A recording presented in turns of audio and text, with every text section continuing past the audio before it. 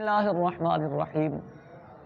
کافیہ شریف، منادہ کا چیپٹر، منادہ کی تعریف۔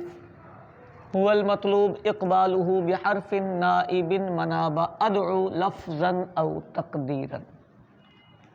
منادہ وہ ہوتا ہے جس کا اقبال مطلوب ہو، جس کا اقبال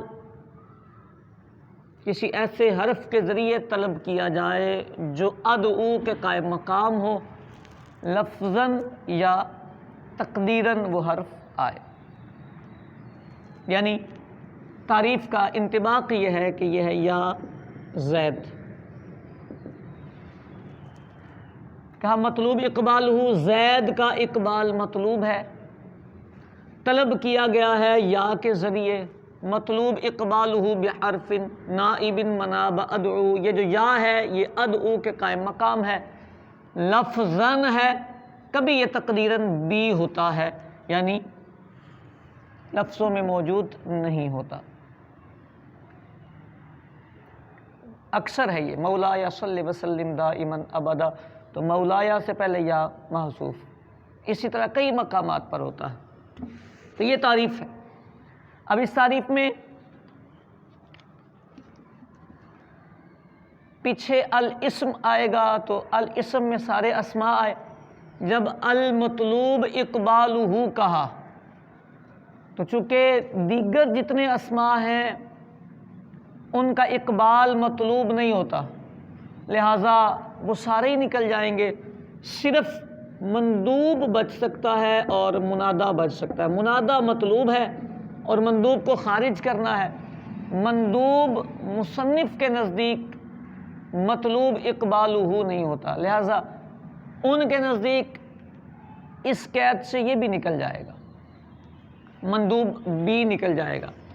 اب اس عبارت میں، اس تعریف میں چند کلمات قابل توجہ ہیں۔ نمبر ایک، اقبال۔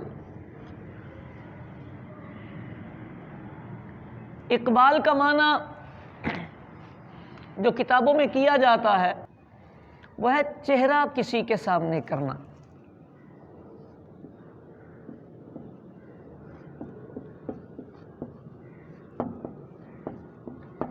یہ اقبال کا معنی ہے، چہرہ کسی کے سامنے کرنا۔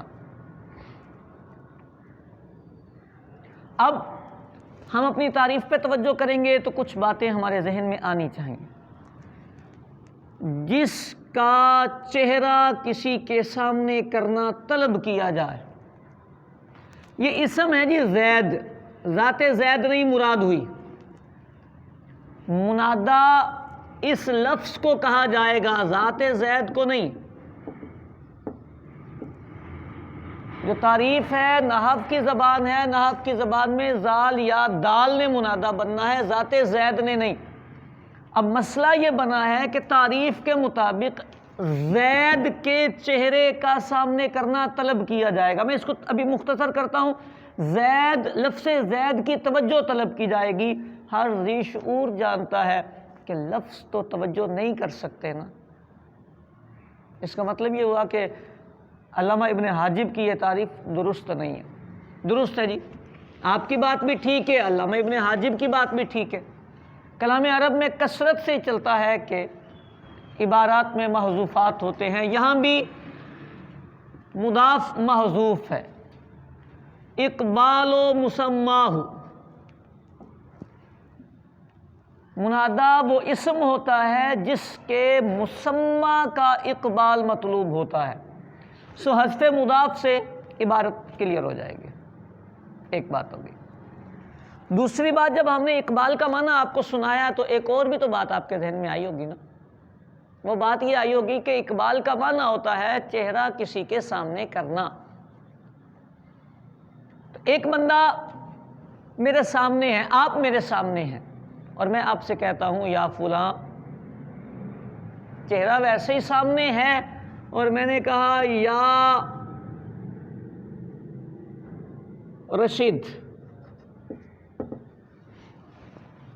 تو یہ تو بیکار ہو گیا۔ اس کو کہتے ہیں تحصیل حاصل۔ ایک چیز پہلے سے ہی موجود تھی، آپ نے اس کی ڈیمانڈ کیسے کی؟ اگر تو کسی کا چہرہ ادھر ہوتا اور میں اس کو بلاتا اور میں اسے کہتا چہرہ میری طرف کریں جی، تو بات ٹھیک تھی. چہرہ ہی میری طرف ہے تو اب میں بولوں چہرہ میری طرف کریں تو یہ تحصیل حاصل ہے. لہذا اقبال کا معنی پھر بھی اس مقام پہ درست نہیں بیٹھے گا. یہ دوسرا اعتراض مصنف کی عبارت پر بنتا ہے، ویلڈ ہے. اس کا جواب یہ دیا جاتا ہے کہ صاحب کافیہ کی روشنی میں ہمیں بہت کچھ سکھانا چاہتے ہیں. انہوں نے لفظ اقبال اپنی جگہ پر درست استعمال کیا ہے. ایک اصطلاح استعمال کی جاتی ہے تجرید. تجرید میں یہ ہوتا ہے کہ ایک فعل کا جو معنی ہوتا ہے اگر وہ کئی اجزاء پر مشتمل ہو تو ان میں سے چند اجزاء کو قصداً ترک کر دیا جاتا ہے، چھوڑ دیا جاتا ہے. مثال کے طور پر ہمارا معنی تھا چہرہ کسی کی طرف کرنا.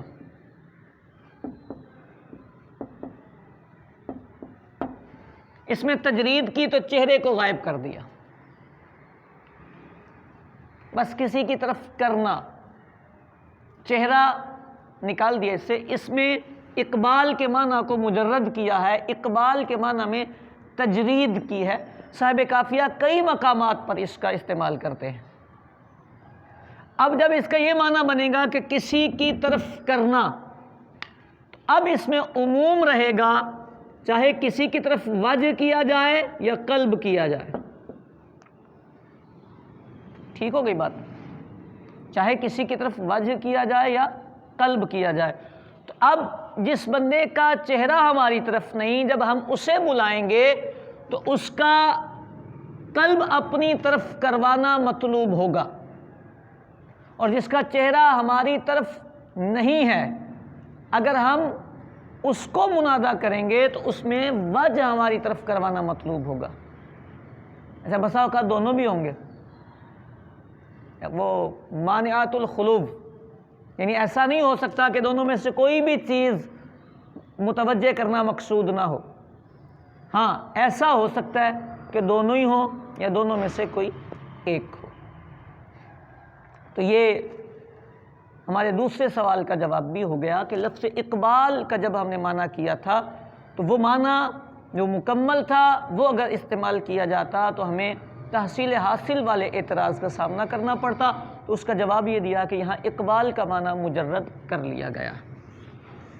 اچھا جی، اگلی بات کہتے ہیں هو المطلوب اقبالہ. یہاں تک کی تو ہماری بات درست ہو گئی. کہتے ہیں بحرف نائب مناب ادعو، اس حرف کے ذریعے جو ادعو کے قائم مقام ہے. تو اس مقام پر یہ بات یقیناً آپ کے ذہن میں آ رہی ہوگی کہ حرف ادعو کے قائم مقام ہے. ادعو فعل ہے، اس سے جو جملہ بنے گا وہ جملہ خبریہ بنے گا، اور یا سے جو جملہ بننا تھا وہ جملہ ندائیہ بنے گا. اگر ہم اس یا کو اس ادعو کے قائم مقام کریں گے تو یہ جملہ ندائیہ جو از قبیل انشاء ہے اس کا خبریہ ہونا لازم آئے گا کہ یہ تو خبریہ کے قائم مقام ہو گیا. تو حرف جو فعل کے قائم مقام ہم نے کیا ہے تو فعل سے جملہ خبریہ بننا ہے، اور یا نے جملہ ندائیہ بنانا ہے جسے ہم جملہ انشائیہ کہتے ہیں. تو یہ تو قائم مقام کرنا درست نہ بنا کیونکہ انشاء مطلوب ہے، انشائیہ بنانا مقصد ہے. تو اگر ہم اس کے قائم مقام کریں گے تو جب اصل خبریہ ہے تو اس کو بھی خبریہ بن جانا چاہیے. تو اس کا جواب بڑا سادہ سا ہوتا ہے. یہ جو جملہ ہوتا ہے فعل سے جو بنتا ہے، یعنی ادعو سے جو جملہ بنتا ہے، آپ کو کس نے کہا کہ یہ خبریہ ہی ہوتا ہے؟ یہ خبریہ نہیں ہوتا. ادعو فعل سے اگر قصد اخبار کا ہوگا تو یہ جملہ خبریہ بنے گا، لیکن اگر قصد انشاء کا ہوگا تو یہ جملہ انشائیہ بنے گا. یہ مقصد پہ ڈیپینڈ کرے گا. جیسے فعل قسم ہوتا ہے کہ جب آپ اقسم فعل استعمال کرتے ہیں، احلف فعل استعمال کرتے ہیں تو وہ جملہ انشائیہ ہی بنتا ہے. اسی طرح بے میں جب آپ کلمات استعمال کرتے ہیں، بعتو، اشتریتو، تو وہ افعال جملہ انشائیہ ہی بناتے ہیں. یعنی جملہ یہ جو ادعو ہے کون سا جملہ بنے گا، یہ مقصد متکلم پر ڈیپینڈ کرے گا کہ متکلم نے سوچا کیا ہے. اگر وہ اخبار کا قصد کرے گا تو جملہ خبریہ بنے گا، اور اگر وہ انشاء کا قصد کرے گا تو جملہ انشائیہ بنے گا. لہٰذا یہ بات بھی ہماری ختم ہو گئی کہ جی حرف سے تو جملہ انشائیہ بننا تھا اور ادعو سے خبریہ، تو یہ ایک دوسرے کے قائم مقام کیسے ہو سکتے ہیں. ایک اور بات آخری، وہ بات یہ ہے کہ میات و عامل وغیرہ کتابوں میں ہم نے پڑھا ہے کہ یا حرف ندا نصب دیتا ہے. نحو میر وغیرہ میں بھی اس کو حروف عاملہ میں لکھا ہے. تو یہ یا ناصب ہے، اس نے منادا کو نصب دیا ہے. اس جملے سے مجھے امید ہے کہ آپ مقام پہ پہنچ گئے ہوں گے. مطلب یہ ہے کہ بھائی یا نے نصب دیا ہے، آپ گنوا رہے ہیں مفعول بہ کی صورتیں، اور یہ منادا آپ مفعول بہ ثابت کرنا چاہ رہے تھے. بھائی جان ہم جو پیچھے پڑھ کے آئے ہیں اس میں تو ہم یہ پڑھ کے آئے ہیں کہ یا نصب دیتا ہے. جب یا نصب دیتا ہے تو یا تو حرف ہے، تو حرف کا مفعول بہ کیسے آئے گا؟ حرف کا مفعول بہ کیسے آئے گا؟ تو اس کا جواب یہ ہے، علی جا آپ کو تھوڑا سا مشابہ لگ گیا ہے. اس منادا کے عامل میں اختلاف ہے.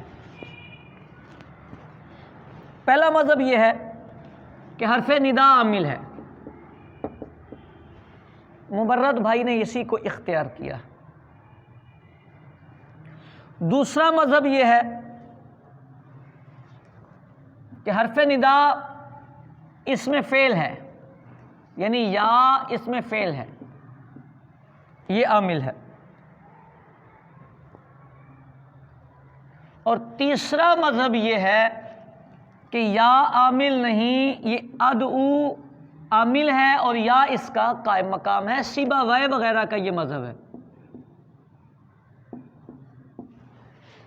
مصنف اس مذہب کے قائل ہیں، میات و عامل والے اس مذہب کے قائل ہیں.